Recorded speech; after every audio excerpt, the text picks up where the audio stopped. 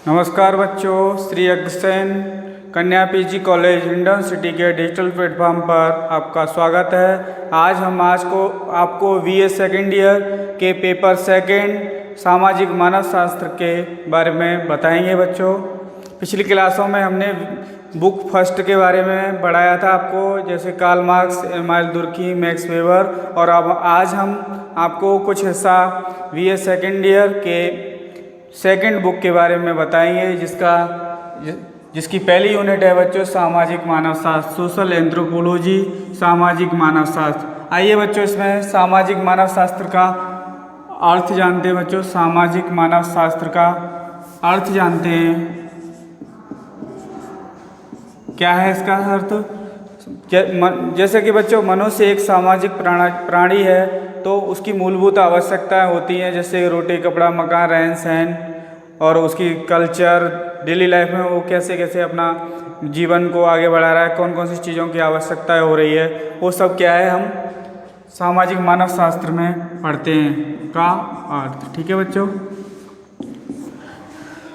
इसका सामान्य अर्थ ये है कि इसके अंतर्गत हम सामाजिक मानव शास्त्र के अंतर्गत सामाजिक संगठन का अध्ययन करते हैं। बच्चों, सामाजिक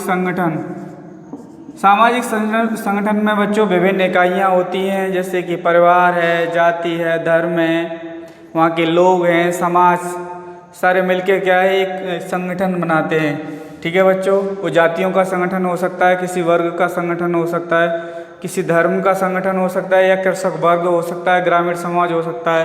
ठीक है बच्चों, फिर हम उनकी व्यवस्था का अध्ययन करते हैं, सामाजिक व्यवस्था का अध्ययन करते हैं। बच्चों, सामाजिक व्यवस्था आप जानते हो, जैसे कि टालकाट पासन ने इसको व्यवस्था, इसके ऊपर व्यवस्थित मतलब पूरा स्ट्रक्चर और ज्ञान दिया है। किसने? टालकाट पासन जी ने सामाजिक व्यवस्था के बारे में बताया है। सामाजिक व्यवस्था में बहुत सारी इकाइयाँ इसमें भी होती हैं, जैसे कि धर्म है, विवाह है, परिवार है, ये सामाजिक संस्थाएं। ठीक है बच्चों, सामाजिक व्यवस्था बहुत सारी इकाइयों को मिलकर एक सामाजिक व्यवस्था तैयार होती है। और सामाजिक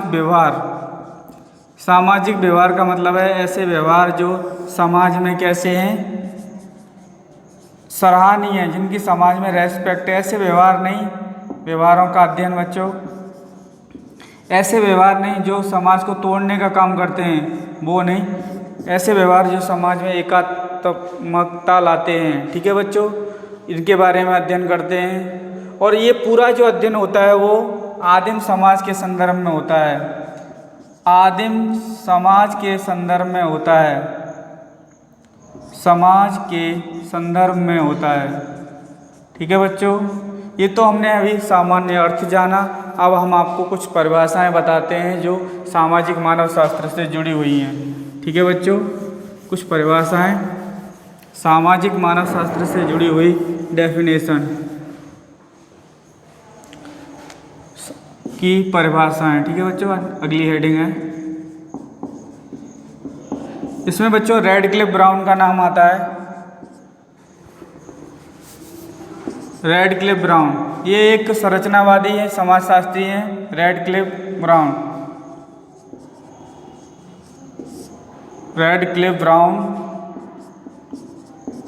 इन्होंने परिभाषा बताई है इसकी। सामाजिक मानव शास्त्र के बारे में इन्होंने बताया है डेफिनेशन कि सामाजिक मानव शास्त्र वह शाखा है जिसके अंतर्गत हम क्या करते हैं, मानव समाजों का अध्ययन प्लस आदिम समाजों का अध्ययन, और आदिम समाजों के साथ साथ पूर्व शिक्षित समाज का जो अध्ययन करते हैं वो किसके अंतर्गत करते हैं बच्चों? सामाजिक मानव शास्त्र के अंतर्गत करते हैं। परिभाषा तुमने जान ली। अब दूसरी परिभाषा दी है बच्चों इवांस प्रिचार्ड ने महोदय जी ने बताया है कि सामाजिक मानव शास्त्र विज्ञान की वह शाखा है जिसके अंतर्गत बच्चों आदि मानव समाजों का अध्ययन किया जाता है। आदि मानव का मतलब है सर्ज समाज या जनजातीय समाज का जब अध्ययन किया जाता है, तो ये परिभाषा बताई है इवांस प्रिचार्ड ने। ठीक है बच्चों, यहाँ तक हम अभी इसके सामान्य अर्थ के बारे में और दो परिभाषाओं के बारे में समझ चुके हैं। आगे बच्चों हम इसकी विषय वस्तु और क्षेत्र के बारे में बताएंगे। सामाजिक मानव शास्त्र की विषय वस्तु और अर्थ क्षेत्र क्या है बच्चों? तो सामाजिक मानव शास्त्र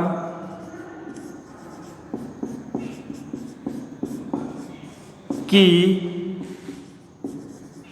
विषय वस्तु व क्षेत्र। जैसे बच्चों हमने आपको फर्स्ट ईयर में समाजशास्त्र की परिभाषा बताई थी, आपको समाजशास्त्र का सामान्य अर्थ बताया था और समाजशास्त्र की विषय वस्तु व क्षेत्र बताए थे। वैसे ही यहाँ हम आपको सामाजिक मानव शास्त्र की विषय वस्तु व क्षेत्र बताएंगे। पहले हम आपको अभी अर्थ और परिभाषा बता चुके हैं, ठीक है बच्चों। तो इसका पहला पॉइंट है, क्या है पहला पॉइंट बच्चों? सामाजिक मानव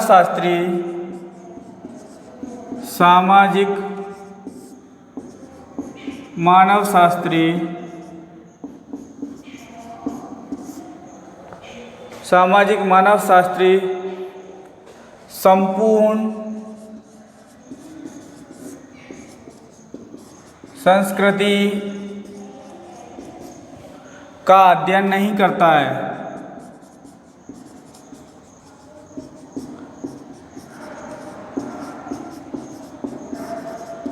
बच्चों विषय वस्तु के रूप में अगर हम समझने का प्रयास करें तो सामाजिक मानव शास्त्र है वो संपूर्ण संस्कृति का अध्ययन नहीं करता है। वो केवल क्या बच्चों? केवल जनजाति और आदिम लोगों की संस्कृति का अध्ययन करता है। किसकी बच्चों? केवल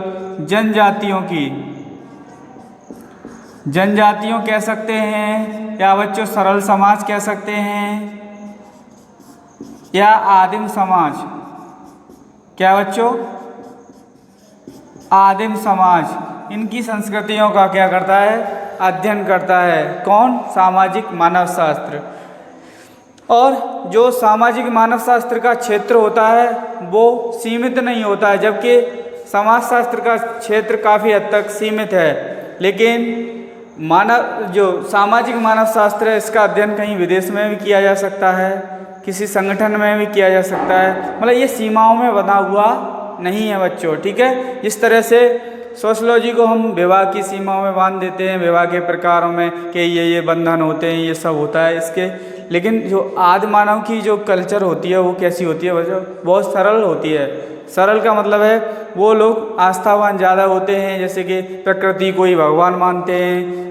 और जो सामान्य लोग होते हैं जो जिनको हम जटिल समाज कहते हैं, जो कि हम लोगों का समाज है, आधुनिक समाज है, उससे वो कटे हुए होते हैं। तुमने देखा है पेड़ों पहाड़ों पर रहते हैं। मतलब उनको समाज की मुख्य धारा में जोड़ना हमारा मुख्य वो है उद्देश्य। इसीलिए हम क्या पढ़ते हैं बच्चों? सामाजिक मानव शास्त्र पढ़ते हैं, ठीक है। अब अगला पॉइंट इसी में विषय वस्तु में अगला पॉइंट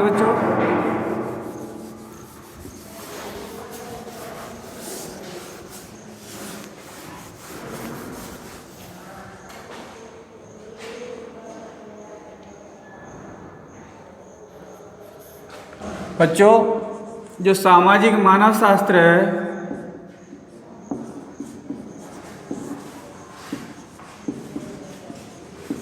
मानव शास्त्र अपने आप को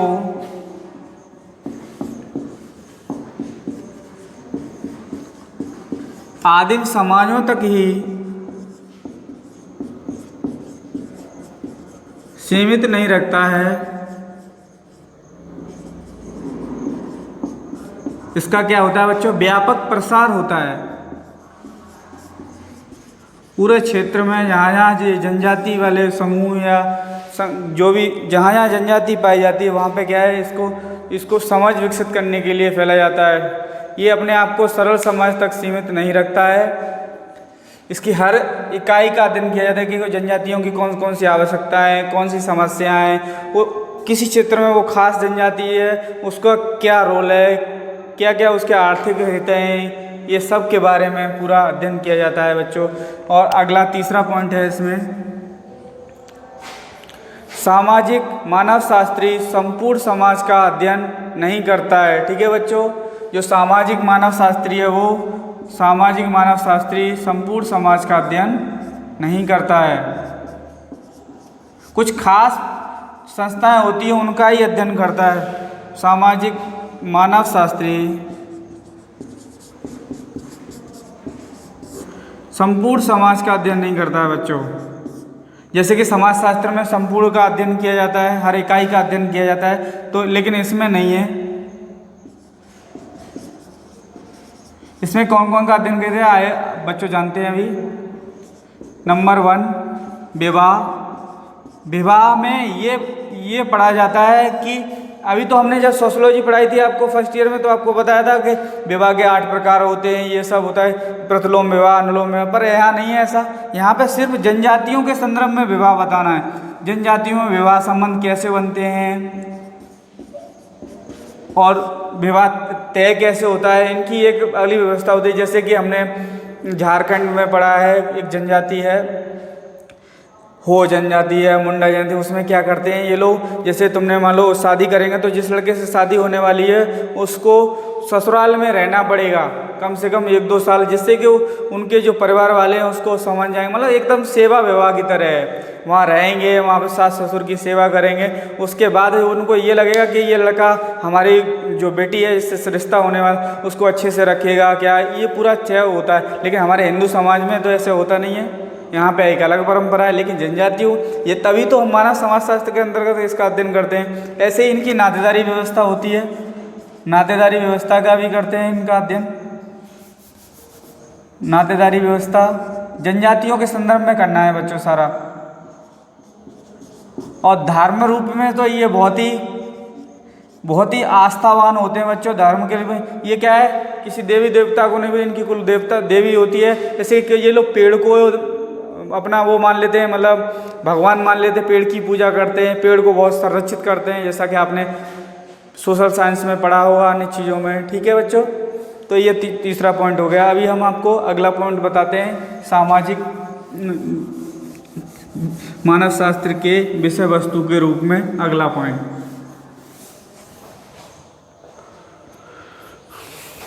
चौथा पॉइंट है बच्चों, सामाजिक मानवशास्त्र बच्चों अपने देश काल की सीमाओं में नहीं बना हुआ है। मैंने अभी भी बताया था आपको, जो सामाजिक मानवशास्त्र है इसका सीमाओं का बंधन नहीं है। ठीक है, सामाजिक मानवशास्त्र देश काल की सीमाओं में नहीं बना हुआ है। इससे मतलब देश काल की सीमाओं का मतलब बच्चों ऐसे लगाएंगे जैसे कि हमारा भारत का संविधान है। भारत का संविधान क्या है, भारत के ही लोगों को सारे कानून नियम मानने के लिए बाध्य करता है, ना कि किसी विदेश के लोगों को। ऐसे ही पर मानव शास्त्र में क्या है, ये हम किसी भी क्षेत्र की मानव जो जनजाति है उसका अध्ययन कर सकते हैं उसमें। जैसे कि हमारे R.K. मंटन समाजशास्त्री, उन्होंने मैक्सिको का अध्ययन किया था, मैक्सिको की जनजाति का अध्ययन किया था। उसमें पाया गया, उन्होंने ये पाया था, वर्षा के बारे में बताया था कि अनुष्ठान होते हैं उनके बारे में। जब वर्षा नहीं होती है तो लोग क्या कौन कौन से अनुष्ठान करते हैं उससे, जैसे कि वो लोग सोचते हैं कि अब बारिश हो जाए। तो क्या जनजातियों के बारे में उनकी एक विशेष मतलब ये है, चाहे वो किसी मतलब ध्रुव पर रह रही हो, चाहे किसी महाद्वीप में रह रही हो, ऐसे अध्ययन करते हैं सामाजिक मानवशास्त्री। जैसे कि मेलानोवस्की थे, बी मेलानोवस्की, उन्होंने वेस्टलैंड, आयरलैंड, अंडमान निकोबार, इन सब जनजातियों का अध्ययन किया था बच्चों। ठीक है, और इन्होंने उसमें क्या बताया था, आवश्यकता का सिद्धांत बताया था। ये सब जनजातियों के संदर्भ में। और जनजातियों में जो आर्थिक लेन देन का होता है सिस्टम, ये भी बहुत ही पुरानी व्यवस्थाओं पर होते हैं। ये क्या है, जो नई तकनीकी ज्ञान है, नई बदलाव है, इनसे बहुत दूर रहते हैं। लेकिन इनका अध्ययन करना इसलिए आवश्यक है जिससे कि इन्हें समाज की मुख्य धारा में लाया जा सके, इसलिए इनका अध्ययन। अब तुम सोचो बच्चों, जब ये कुछ काम के नहीं तो इनका अध्ययन क्यों करते हैं? इनका अध्ययन इसलिए करते हैं कि इनको इनके भी अपने अधिकार हैं। संविधान ने सबको क्या है बच्चों, समानता का अधिकार दिया है। इसलिए जनजाति भी तो हमारे समाज का ही हिस्सा है, उनको भी समाज की मुख्य धारा में जोड़ना है। अब अगला 5वां पॉइंट है बच्चों, सामाजिक मानवशास्त्र की अब पढ़ेंगे बच्चों क्षेत्र के बारे में थोड़ा। 5 में नहीं है बच्चों, ये नया है पॉइंट। क्षेत्र के बारे में कौन कौन से क्षेत्र हो सकते हैं बच्चों। एक तो ग्रामीण क्षेत्र हो सकता है, ग्रामीण क्षेत्र। ग्रामीण क्षेत्र का अध्ययन बच्चों MN श्रीनिवास ने भी किया है, गांव का। मैकिम मेरिट जी ने भी किया है जनजातियों के अंदर। रॉबर्ट रेडफील्ड ने किया है बच्चों, ठीक है। तो ग्रामीण क्षेत्र में भी तो जनजाति, और इसी में जनजातीय क्षेत्र, जनजातीय क्षेत्र। जैसे बच्चों तुम्हें पता होगा राजस्थान में जनजातीय क्षेत्र में कौन सा है, जिसको कभी कभी TSP एरिया भी बोलते हैं बच्चों, जॉब में TSP एरिया बोलते हैं बच्चों। जैसे कि उदयपुर में, बांसवाड़ा में जनजाति लोग बहुत ज़्यादा पाए जाते हैं राजस्थान के अंदर में बच्चों। और ठीक है, इनके बारे में अध्ययन करते हैं, जनजाति अध्ययन करते हैं। लोक संस्कृति का अध्ययन करते हैं बच्चों। जनजातियों में लोक संस्कृति बहुत ही पाई जाती है। लोक संस्कृति का मतलब है, वैसे तो हमारे हिंदू समाज में भी लोक संस्कृति पाई जाती है, लेकिन इनकी संस्कृति कुछ अलग होती है, हटके संस्कृति, जिसको फोक कल्चर बोलते हैं बच्चों। इनके डांस आप देख लो, जैसे कि वो है ना, क्या बोलते हैं, भीलों का नृत्य है, भील जो जाति होती है, गरासिया है, कालवेलिया है, इनके अलग अलग इनका पहनावा अलग तरह का है। कृषक संस्कृति, कृषक संस्कृति का भी बच्चों अध्ययन करते हैं। कृषक संस्कृति, किसानों की संस्कृति, इनकी खेती करने के तरीके, कृषक संस्कृति। और बच्चों जैसे कि बांस, मणिपुर में चले जाओ, त्रिपुरा में जाओ, जैसे बिरू जनजाति है, ये लोग क्या करते हैं, बांस के वो टोकरी बनाना, बर्तन बनाना या कुछ और सामान बनाना, ये मतलब हस्तशिल्प इनका बहुत ही अच्छी क्वालिटी का होता है। इन सब का अध्ययन बच्चों इसके अंदर क्या बच्चों, हस्तशिल्प का भी अध्ययन करते हैं, ठीक है। तो बच्चों आज हमने, और एक और है इसमें लास्ट, सांस्कृतिक संपर्क। सबसे बड़ी समस्या जनजातियों के लिए सामने है सांस्कृतिक संपर्क बच्चों। ये क्या है, हमारा जो मुख्य सामाजिक व्यवस्था उससे बहुत दूर होता है। जैसे हम लोग हिंदू लोग हैं, हर किसी से मिलते हैं, बात करते हैं, अपनी बात रखते हैं, लेकिन ये लोग क्या दूरगामी क्षेत्र में होते हैं, जहाँ पे ना तो ट्रेन की सुविधा है, ना हवाई जहाज, ना ही बेसिक संसाधन, बसों का वो नहीं। तो ऐसी कंडीशन में क्या है बच्चों, इनको सरकार के बहुत सारे विभिन्न कार्यक्रम चला कर कोशिश कर रही है कि ये पढ़ लिख जाएं और अच्छे से शिक्षित हो जाएं, नौकरी करें, नौकरियों में उनको पद मिल जाए। तभी तो इनको लिए कि बच्चों आरक्षण की व्यवस्था की गई है, ST के लिए अलग अलग से व्यवस्था की है, जिससे कि उनको समाज की मुख्य धारा में जोड़ने। तो बच्चों आज हमने ये सब सामाजिक मानव शास्त्र में अभी बेसिक जानकारी की तरह ही जाना है। जैसे जैसे हम इसमें आगे बढ़ेंगे तो सारी चीज़ों को जानेंगे कि इनका आर्थिक लेन देन कैसा होता है, ये पैसों की सारा सिस्टम क्या है, उधार का सब कुछ है, इनकी बहुत सारी प्रथाएं प्रचलित हैं, सब को जानेंगे। और आज जो पढ़ा है शायद मैं आशा करता हूँ आपको थोड़ा बहुत समझ में आया हुआ अच्छे से, और उम्मीद करता हूँ आगे भी आप ऐसे ही पढ़ते रहेंगे। और अगले वीडियो में हम आपको इसी में अगला टॉपिक बताएंगे, जो कि जनजातियों के जो विवाह संबंधी हैं और जो संस्थाएं, परिवार हैं, क्या क्या है, इनके बारे में बताएंगे। तो बच्चों आज के लिए इतना ही, थैंक यू।